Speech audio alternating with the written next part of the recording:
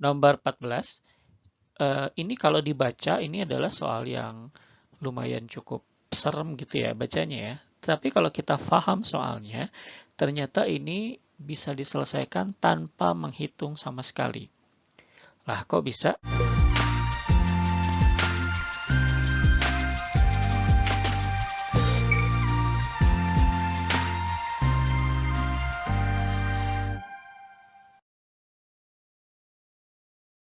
Bismillahirrahmanirrahim. Oke, langsung saja ya. Akan ada 15 soal yang akan kita bahas.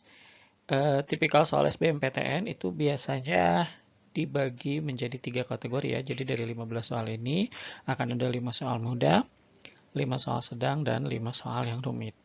Nah, untuk sumber soalnya, kali ini kita ambil dari blognya MATLAB. Terima kasih. Mohon izin untuk kita bahas soalnya di sini ya. Kode soalnya adalah 155. Oke, soal pertama di kategori mudah. Jika M dan N memenuhi persamaan ini, maka nilai dari M kali N sama dengan berapa gitu ya. Oke, ini soalnya sederhana, jadi kita hanya diminta mencari M dikali N, di mana M sama N-nya itu ada di dalam sistem persamaan gitu ya. Sistem persamaannya seperti ini. Kita pernah belajar sistem persamaan itu waktu di SMP, dan penyelesaiannya bisa menggunakan eliminasi. Yang dieliminasi boleh M-nya, boleh N-nya gitu ya. Kali ini kita akan coba eliminasi M-nya. Oke, untuk itu nanti persamaan yang atas bisa kita kalikan 3, sementara persamaan yang bawah kita kalikan dengan 1. Kita akan peroleh untuk yang atas jadi 3 per M kuadrat dikurangi 6 per N kuadrat sama dengan 6, begitu ya. Sementara untuk yang bawah karena dia dikali 1 tetap. Lalu kemudian kita kurangkan yang atas dan yang bawah, kita akan peroleh min 2 per N kuadrat sama dengan min 2. Kita kali silang ya, kita akan peroleh N kuadratnya sama dengan 1. Nah, setelah kita dapat N kuadrat sama dengan 1, kita bisa juga mencari M-nya dengan cara mensubstitusikan nilai ini ke dalam nilai N kuadrat ini ya, ke dalam persamaan yang pertama atau persamaan yang kedua. Kali ini kita coba masukin aja atau substitusi ke persamaan yang pertama ya. Jadi setelah disubstitusi, itu kita akan peroleh 1 per M kuadrat dikurangi 2 per 1 gitu ya. N kuadratnya sudah diganti 1 sama dengan 2. 2 dibagi 1 itu adalah 2, kemudian kita bisa pindah ruaskan. Jadi positif ya, kita akan peroleh 1 per M kuadrat itu sama dengan 4. Lalu kemudian kalau kita kali silang, kita peroleh M kuadratnya sama dengan 1 per 4, dan M-nya itu akan menjadi plus minus setengah. Jadi diakarkan ya. Kemudian untuk N kuadrat juga sama, kita sudah punya N kuadrat sama dengan 1. Lalu kemudian kita akarkan, kita dapat N-nya sama dengan plus minus 1. Sehingga nilai M kali N itu akan ada dua kemungkinan nilai. Yang pertama positif setengah gitu ya, atau dia negatif setengah. Dia akan menjadi positif setengah jika yang dikalikan itu sama tanda. Jadi M dan N-nya bertanda sama. Sama-sama positif atau sama-sama negatif. Sementara kalau M dan N-nya berbeda tanda, maka hasil kalinya adalah negatif setengah. Nah, di pilihan jawaban itu yang ada adalah yang positif setengah ya. Berarti jawaban yang tepat untuk soal nomor 1 itu adalah C. Oke, masih di nomor 1 ya. Kadang-kadang kita tidak terbiasa untuk mengeliminasi bentuk pecahan. Untuk itu kita bisa sederhanakan bentuknya. Kita susun ulang bentuknya menjadi 1 per M kuadrat min 2 dikali dengan 1 per N kuadrat gitu ya. Ini tidak mengubah nilai, hanya susunannya saja yang dibuat seperti ini gitu ya. Lalu kemudian kita misalkan. Nah, misal A itu adalah 1 per M kuadrat dan 1 per N kuadratnya itu kita misalkan B. Jadi bentuk sistem persamaannya menjadi lebih sederhana. Persamaan yang atas jadi menjadi A min 2B sama dengan 2. Sementara yang bawah menjadi 3A dikurangi 4B sama dengan 8. Nah, kita mungkin lebih terbiasa dengan bentuk ini. Silahkan saja. Lalu kemudian kita eliminasi. A-nya yang atas kita kali 3, yang bawah dikali 1. Hasilnya akan menjadi seperti ini. Lalu kita peroleh min 2B sama dengan 2 dan B-nya sama dengan 1. Dengan cara yang sama, nanti B ini kita substitusi ke persamaan pertama atau kedua, nanti kita peroleh nilai A-nya sama dengan 4. Nah, bentuk ini belum selesai, kita harus kembalikan lagi dia ke bentuk M sama N, begitu ya. Jadi, karena A itu sama dengan 1 per M kuadrat dan nilainya 4, maka kita punya bentuk M kuadrat sama dengan 1 per 4, sehingga M-nya plus minus setengah. Dengan cara yang sama, B-nya juga sama, itu adalah 1 per N kuadrat sama dengan 1, N kuadratnya sama dengan 1, dan N-nya sama dengan plus minus setengah. Nanti ketika dikalikan, hasilnya sama ya, jadi jawabannya juga C. Oke, selanjutnya nomor 2 ya. Seorang pelajar berencana untuk menabung di koperasi dengan keuntungannya dihitung setiap semester. Apabila jumlah tabungan menjadi 2 kali lipat dalam 5 tahun, maka besar tingkat suku bunga per tahun adalah berapa gitu ya. Ini soal ini sebetulnya secara kalimat agak kurang konsisten begitu ya. Jadi kenapa demikian? Di kalimat pertama itu yang diumumkan atau yang dibicarakan adalah keuntungan, sementara di kalimat kedua itu menjadi suku bunga begitu ya. Jadi sebetulnya kan keuntungan tidak mesti suku bunga begitu ya. Tapi anggaplah kita sepakat bahwa keuntungan yang dimaksud adalah suku bunga. Nah, suku bunga pun ini masih belum jelas sebetulnya, karena kita tahu bahwa suku bunga itu ada yang majemuk, ada juga yang suku bunga yang tetap. Jadi kalau soal ini, soal yang di nomor 2 ini adalah bentuknya soalnya adalah esai, maka mungkin akan menjadi rancu menjawabnya, begitu ya. Tapi ya beruntung soalnya PG gitu, jadi kita bisa menebak-nebak bahwa kira-kira suku bunga apa yang dipakai gitu ya. Kalau melihat dari opsi jawaban, sepertinya suku bunga yang dimaksud adalah suku bunga majemuk. Baik, penyelesaiannya untuk suku bunga majemuk itu persamaannya seperti ini, bahwa MN itu sama dengan M0 dikali dengan 1 plus B pangkat N. Apa itu MN? MN itu adalah modal setelah N kali dibungakan gitu ya. Jadi setelah beberapa kali dibungakan. Nah, sementara M0 itu adalah modal awal ya, modal awal. Dan B di sini adalah suku bunganya, sementara N-nya itu adalah yaitu tadi periode pembungaan, berapa kali dia dibungakan. Nah, kalau kita lihat soalnya gitu ya, di soal ini itu tidak ada tuh modal awalnya tuh tidak disebutkan berapa, tapi yang pasti setelah 5 tahun modalnya itu menjadi 2 kali lipat. Jadi informasi yang kita tahu adalah bahwa MN-nya itu menjadi 2 kali MO setelah 5 tahun. Nah, karena periode pembungaannya itu adalah tiap semester, dan satu semester itu kan setengah tahun ya, maka kalau 5 tahun itu akan ada 10 kali pembungaan gitu ya. Nah, B itu adalah suku bunga per semester, dan ini yang nanti kita akan coba cari gitu ya, berapa nilai B-nya. Oke, kita masukkan saja ke dalam persamaan, maka kita ganti MN-nya menjadi 2MO, lalu kemudian kita bisa bagi kedua ruas dengan MO gitu ya, atau kita coret MO-nya. Seperti ini, lalu kita akarkan 10 kedua ruas, jadi kita punya akar 10 dari 2 itu sama dengan 1 plus B. Tinggal pindah ruas satunya, jadi kita punya B itu adalah akar 10 dari 2 dikurangi 1, gitu ya. Tapi ingat bahwa B ini adalah per semester, sementara suku bunga yang diminta di soal adalah per tahun. Sehingga untuk 1 tahun kita tinggal kalikan saja dia dengan 2. Jawaban yang tepat itu adalah yang A. Oke, kita loncat ke nomor 10 ya, yang masuk kategori mudah. Ini soal tentang limit. Jadi limitnya sederhana. Ini bisa kita pecah menjadi 2 limit pecahan. Menjadi seperti ini gitu ya.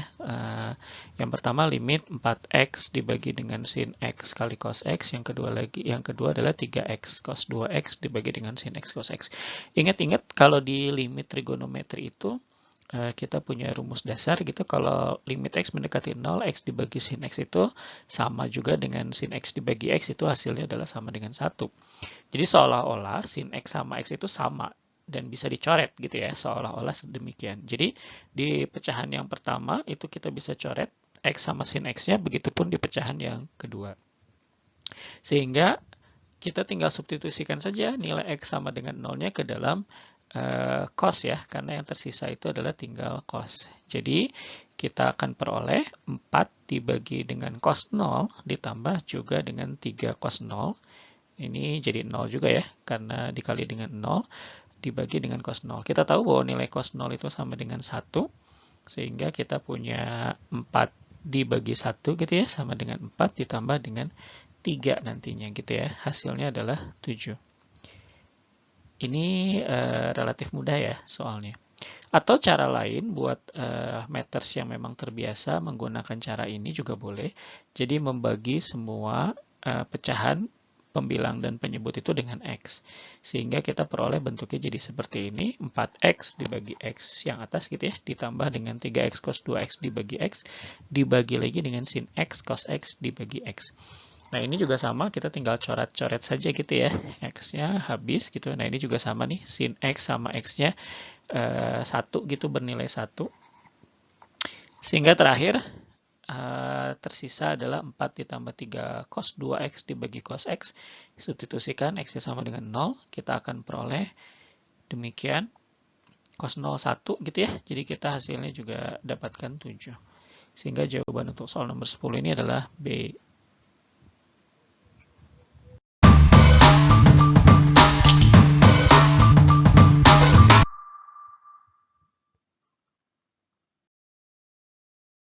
Nomor 14, ini kalau dibaca ini adalah soal yang lumayan cukup serem gitu ya bacanya ya. Tapi kalau kita paham soalnya, ternyata ini bisa diselesaikan tanpa menghitung sama sekali.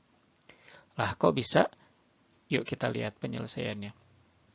Oke, di soal itu disebutkan bahwa ada garis singgung dari fx sama dengan x kuadrat ditambah a per x di titik x sama dengan 1, itu berpotongan dengan garis y sama dengan x min 1 di titik b, c. Yang ditanya adalah nilai b, c. Kita bikin ilustrasi ya, kita bikin ilustrasi sedikit. Misalkan saya punya kurva seperti ini, anggaplah ini namanya kurva fx. Ini hanya ilustrasi ya, jadi bukan kurva sebenarnya. Kita hanya mau lihat gambarannya saja. Nah, kemudian ada garis singgung di titik x sama dengan 1. Katakanlah garis singgungnya itu adalah namanya G gitu ya. Itu di x sama dengan 1. Nah, kalau X-nya sama dengan 1, tentu pasangannya adalah nanti F1. Begitu ya, F1. Karena X-nya nanti diganti dengan 1. Oke, sampai sini bisa difahami ya. Nah, lalu kemudian si garis G ini menurut soal itu adalah dia berpotongan dengan garis lain. Kita katakan saja garis yang lainnya itu yang berwarna kuning, begitu ya. Dan itu garis Y sama dengan X min 1. Berpotongannya di mana? Di titik B, C. Jadi, titik potongnya itu adalah B, C. Nah, yang ditanya adalah nilai B min C-nya sama dengan berapa. Nah, kenapa kita tidak perlu menghitung? Karena kalau kita perhatikan, titik B, C ini titik yang ada juga di garis kuning gitu ya. Jadi dia ada di dua garis nih, selain di garis biru, dia juga ada di garis kuning. Nah, karena dia ada di garis kuning, maka bolehlah kita substitusi B, C-nya itu ke persamaan garis kuning, yaitu Y sama dengan X min 1. Dengan mengganti, gitu ya, B-nya itu menggantikan X, dan C itu menggantikan Y, gitu kan ya. Maka kita tinggal substitusi, maka kita peroleh bahwa C itu sama dengan B min 1. Nah, kita tinggal tukar ruas saja nih, antara min 1 kita tukar ruas sama C gitu ya. Jadi kita akan peroleh bahwa B min C-nya itu adalah sama dengan 1. Oke, soal ini terjawab jawabannya B tanpa kita menghitung sama sekali. Oke, soal terakhir di kategori mudah itu adalah soal nomor 15 tentang peluang. Jadi ceritanya ada dua kotak nih, kotak 1 dan kotak 2 gitu ya, yang masing-masing berisi bola warna putih dan merah. Di kotak 1 ada 12 putih dan 3 merah, dan di kotak 2 ada 4 putih, 4 merah. Nah, nanti dari masing-masing kotak itu diambil satu bola gitu ya. Jadi di kotak 1 kita mengambil pengambilan pertama dan kedua gitu, dan sementara di kotak 2 kita melakukan pengambilan ketiga dan keempat. Nah, dari keempat bola ini yang ditanya adalah peluang terambil satu bola merah.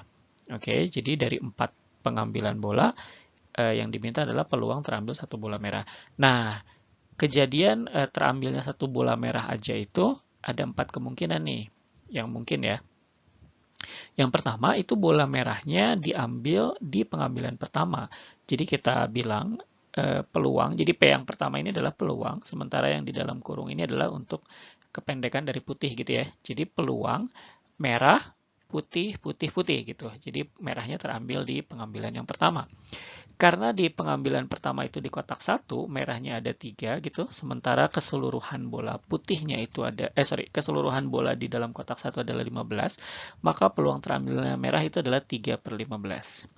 Oke, lalu pengambilan putih di pengambilan kedua, karena bola merahnya tadi dibalikin lagi, berarti jumlah bola di kotak satu itu tetap 15. Sehingga karena ada 12 bola putih, peluangnya menjadi 12/15. Bisa difahami ya. Nah, di kotak kedua, putihnya itu ada 4 dari 8, maka peluangnya nanti 4/8.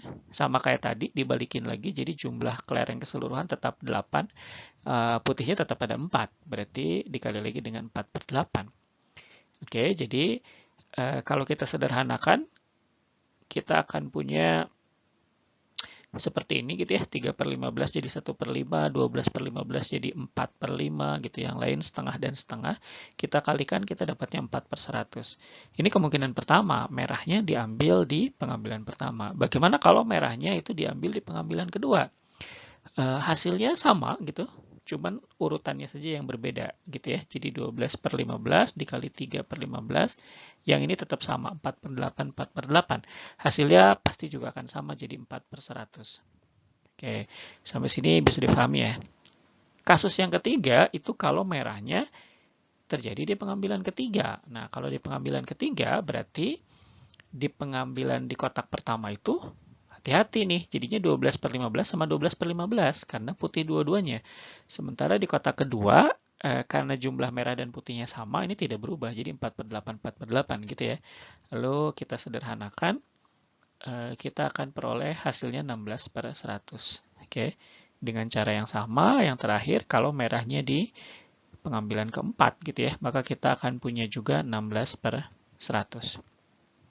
Sehingga peluangnya itu akan menjadi penjumlahan dari semuanya tuh. Jadi peluang totalnya gitu terambil satu bola merah itu menjadi 40/100 atau jadinya 0,40 gitu ya. Jadi jawabannya nanti yang E. Oke, Meters, ini untuk kategori mudah gitu ya. 5 soal, mudah-mudahan bisa difahami. Terima kasih. Assalamualaikum warahmatullahi wabarakatuh.